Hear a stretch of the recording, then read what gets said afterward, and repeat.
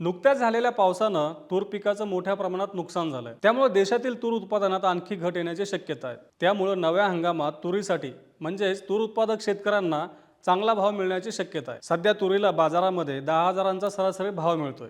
मग जेव्हा नवी तूर बाजारात दाखल होईल म्हणजे शेतकऱ्यांचा माल बाजारात दाखल होईल तेव्हा तुरीचा भाव काय राहू शकतो? यंदा शेतकऱ्यांना तुरीसाठी 10,000चा भाव साधता येईल का? तसंच सरकारला आयात करून तुरीचे भाव पाडता येईल का? या सगळ्या प्रश्नांची उत्तरं आज आपण या व्हिडिओतून जाणून घेणार आहोत।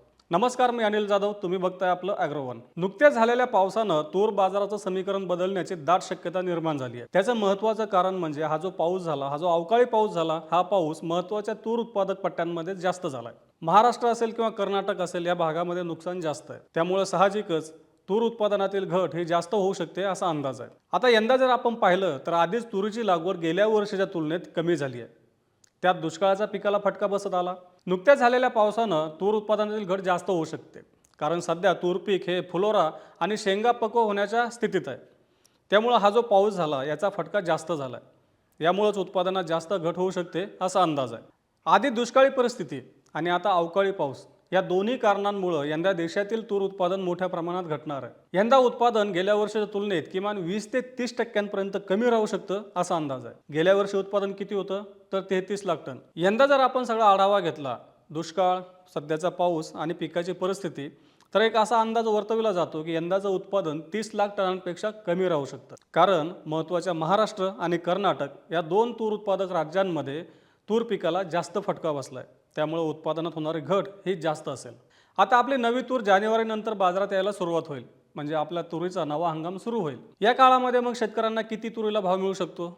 तर आत्ताची जर आपण परिस्थिती पाहिली तर तुरीचा भाव सरासरी 10,000 रुपयांच्या दरम्यान आहे। आता आपण दुष्काळ, अवकाळी पावसामुळे झालेलं नुकसान या सगळ्या गोष्टी जर विचारात घेतल्या आणि बाजाराचं एक समीकरण बघितलं तर असं लक्षात येईल की जेव्हा नवी तूर बाजारात येईल म्हणजे आवकेचा दबाव जास्त वाढेल, जास्तीत जास्त आवक बाजारात सुरू होईल, या काळात सुद्धा तुरीचा भाव सरासरी 8,000 रुपयांच्या दरम्यान राहू शकतो। त्याला दुसरा एक घटक कारणीभूत आहे, तो म्हणजे आयातीचा।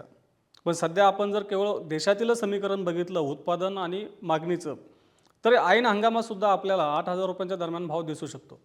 जेव्हा बाजारातील आवक मोठ्या प्रमाणात कमी होत जाईल तेव्हा तुरीचा भाव पुन्हा 10,000चा टप्पा गाठू शकतो असा अंदाज अभ्यासक व्यक्त करतायत। म्हणजेच नव्या हंगामात आपल्या शेतकऱ्यांना म्हणजे तूर उत्पादकांना तुरीसाठी चांगला भाव साधण्याची एक संधी आहे।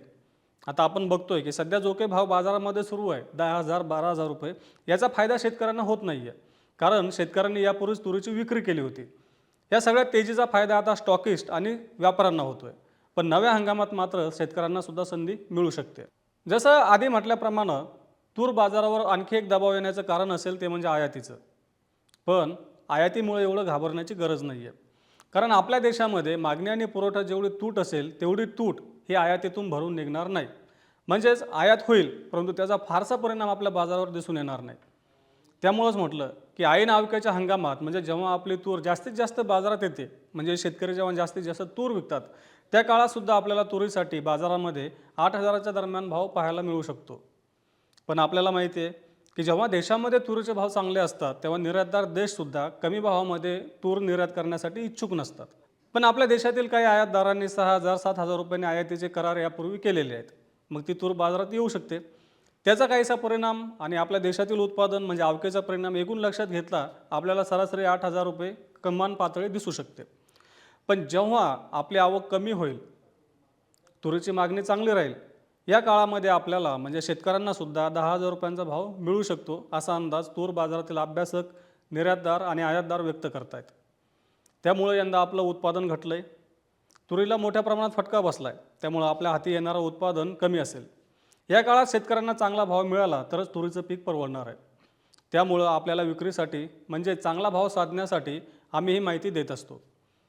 रोज सायंकाळी 8 वाजता मार्केट इंटेलिजन्स या सेगमेंटमधून आपण विविध शेतीमालाचे बाजारभाव, दुष्काळ, पीक विमा आदी विषयांवरती माहिती घेत असतो। त्यामुळे आपल्या ॲग्रोवनच्या चॅनलला नक्की सबस्क्राईब करा आणि हा व्हिडिओ जास्तीत जास्त शेतकऱ्यांपर्यंत पोहोचवण्यासाठी लाईक आणि शेअर करायला विसरू नका।